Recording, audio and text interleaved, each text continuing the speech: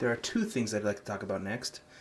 The first thing that I'd like to talk about, I was just listening to YouTube, and a commercial came on. This commercial was a weird one. I don't even know what it was advertising, but there was a psychologist who came on, and this psychologist started saying things, and at first I was like, I can understand what he's saying there. He said something like, we have a lot of different thoughts throughout the day, and there was nice music playing, and it was really calming. He said, we have these different thoughts that, and sometimes they're good thoughts, sometimes they're bad thoughts, sometimes they're malicious, and he talked about like these forbidden thoughts that we have, and he's like, there are two ways that people don't have these thoughts. And the first one, he said, is people are just so busy doing stuff that they don't stop and think about, they don't let their mind kind of wander. Oh, it was talking about meditation, that's right. He said, if you never stop and let your mind wander, you're never going to have these bad thoughts because you're too busy. And the second type of person that doesn't have those thoughts are people who are actively suppressing those thoughts. And that's how he called it, is actively suppressing it. And I was like, oh, that's interesting. And that's at the point where I was like, okay, what's he really trying to sell? Well,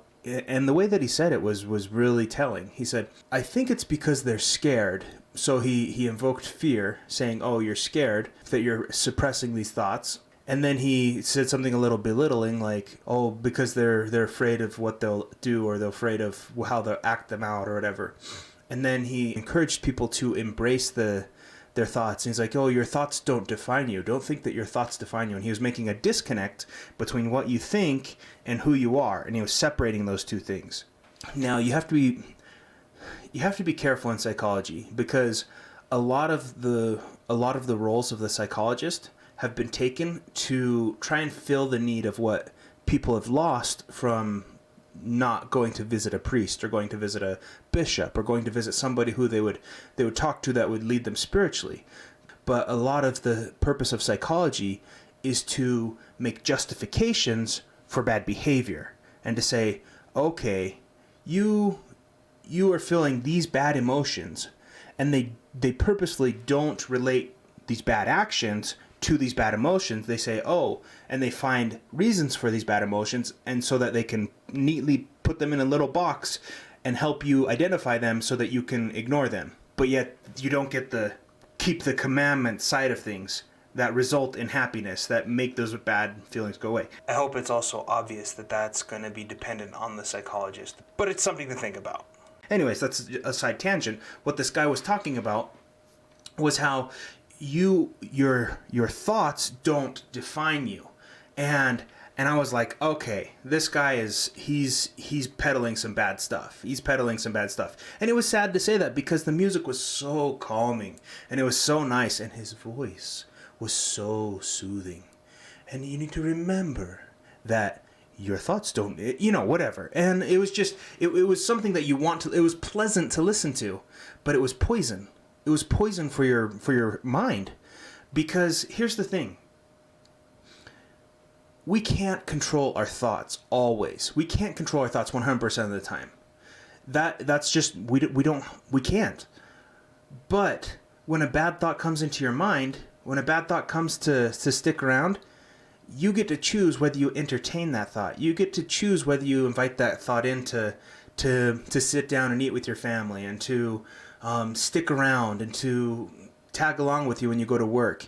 You decide if that thought becomes a friend. And if that thought does become a friend, that becomes part of you.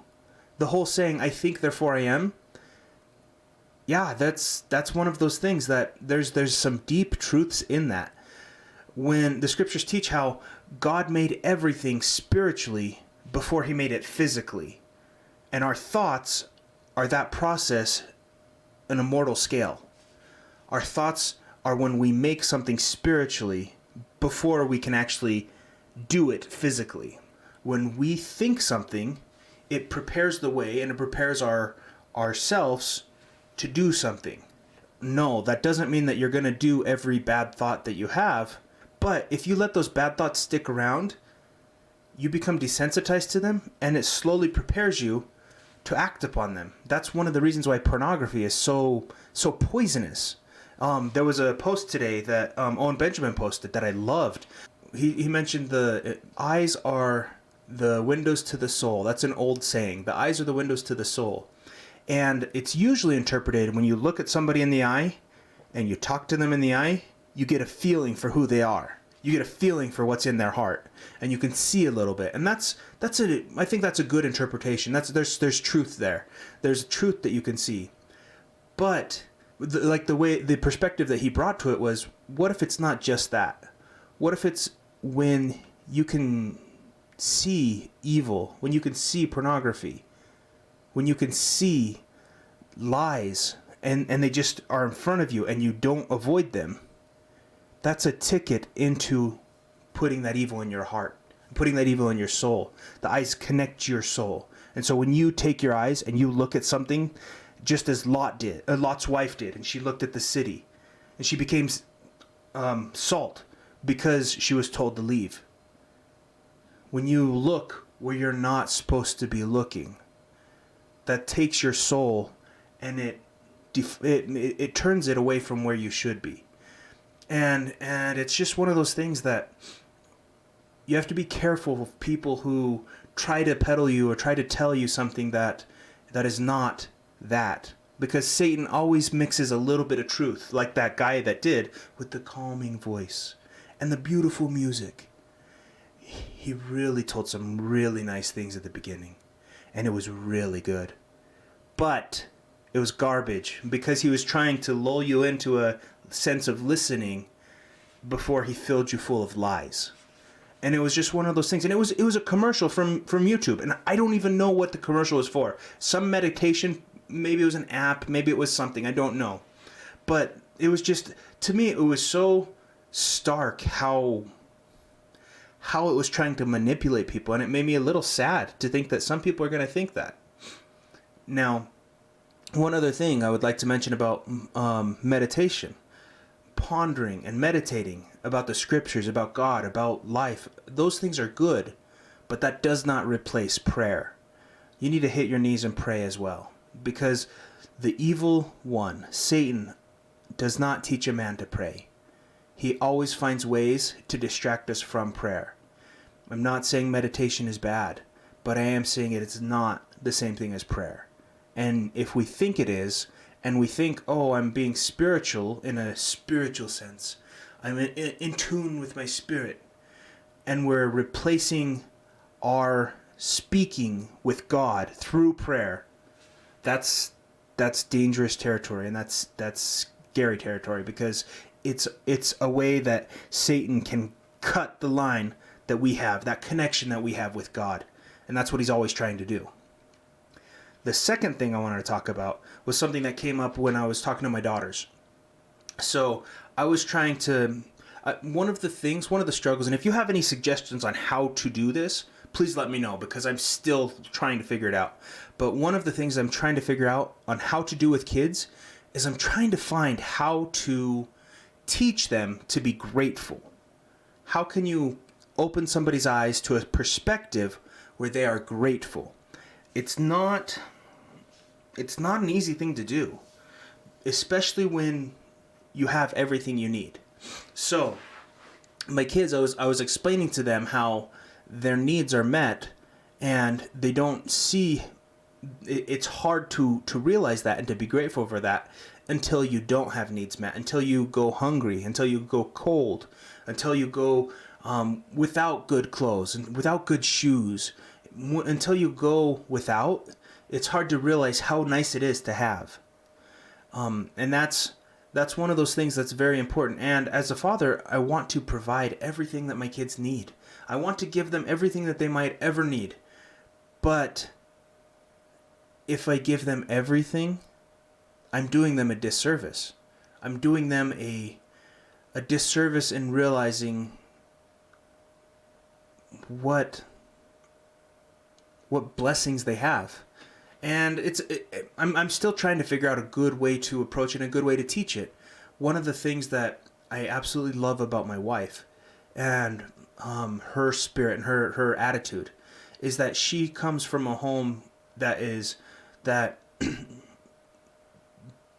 they had rough times. She grew up through communism.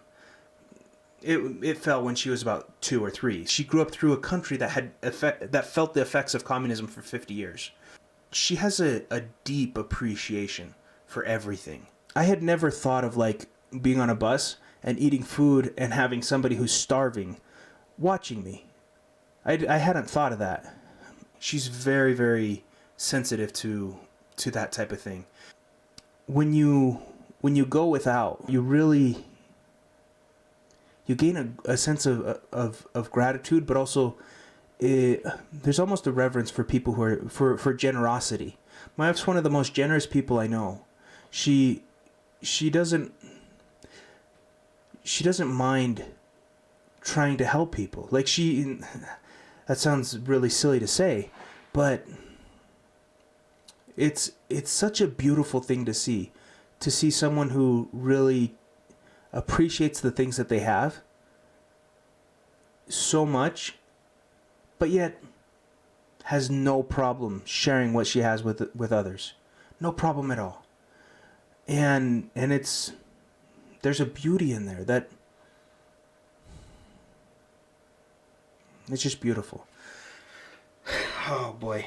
So moving on to what I was talking with my kids though, I was trying to help them see, and as a parent, it's like, oh, there's starving kids in Africa, or oh, and I remember my parents saying that kind of stuff to me, and it didn't mean anything. It was like, well, you take them the sandwich, and it's like, oh, you just don't think of it. But as you get closer to what actual gratitude is, it's like, man, I was so blind. I was so arrogant. I was so ignorant of what life was really like. And that's something that I wanted to teach my kids, that there are so many things that come together that bring them the necessities of life that they don't even realize or think of. There's so many things that they benefit from without realizing or even thinking of. And I was trying to teach that to them, and I didn't do a very good job. And I didn't like get mad and yell or anything. It wasn't bad, but it was one of those things where I could tell I was trying to share a thought and it wasn't entering. It wasn't going through, and I was like, how can I do this? And the thought just came to my heart, where it was, that's how we are with this world. God feels that same way about us. There are so many things that He's put in place that testify of Him that we just don't think of, don't look at. There's so many things about this world that made it so that we can live good lives. There are so many resources, natural resources. There's so many, just the way our bodies work, the way nature works. Everything points to God. But yet that's the way it's always been. Why would we think differently? And that's another thing that's been so interesting to see as I've learned more of the anomalies and the propaganda that's pushed in the name of science. It's been one of those things that's been interesting to see and interesting to hear. Now, God has created this earth for us, and He's given us all the resources we need that will sustain us until the Christ comes again. I mean, even oil. We were taught for so long that it's a limited resource, that it will run out. But yet you have oil wells that they've run dry. They've pumped everything out of, and they come back and it's full again. They have so many different things that are made for our benefit. And there's so many different people yelling about, oh, because of climate change, you can't use a straw. And because of this, like, there's so many different things that people try to control us with. Now, we need to be good stewards of this earth. We need to treat it well. We need to take care of it. But people who try and control our actions through guilt and shame and through fear, those are evil people. And we do not listen to them. We do not need to listen to them. It's that just because we don't listen to someone means that we go and try and squander our resources. No. We take care of the earth. We don't litter and just destroy it, and that's not good. But don't do things because you're guilty. You feel guilty. I remember I was at a camp out, and I threw a thing of it was a plastic plate in the fire, and my one of my daughters wanted to, and I was like, go ahead. And a lady comes over, oh, you can't do that. That's gonna destroy the ozone. And I was like, what? And yes, I've heard the lies. I've heard so many different things like, oh, the aerosol cans and this and this. I grew up in Southern California. I know the propaganda. If it's yellow, let it mellow. If it's brown, flush it down. That's what they told us when there was droughts. And California does have legitimate problems with droughts, but a lot of it's due to mismanagement and due to politicking and due to the control of man, not due to there not being enough water. And it's one of those things that people really do everything they can to try and get some foothold of control over you. Don't let them. And don't don't let their actions dictate what your actions are. But don't buy into the garbage. This world is one God made for us. He made for us, and he prepared all things in it for us so that we could be happy, so we could find joy, so we could put off the natural man, who is an enemy to God, and become better, to grow, to progress, line upon line. Well, thank you for your time. Have a good night.